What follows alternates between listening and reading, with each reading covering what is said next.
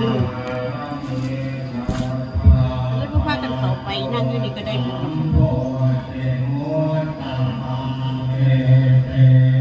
เข้าไปค่ะมันอัดใช่ไหม ตัวมิ้ม เยอะ เขาบอกว่าตัวชานลงค์หรือตัวอะไรนะแมง แม่งขี้สู้ แมงคิสูด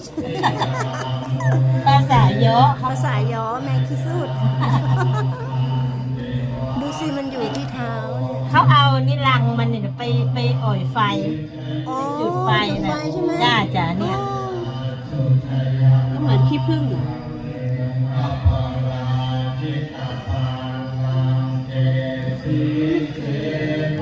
มันอยู่นี่ แต่มันก็ไม่ใช่มิ้มนะแบบเนี้ยนะ ไม่ใช่ ไม่ใช่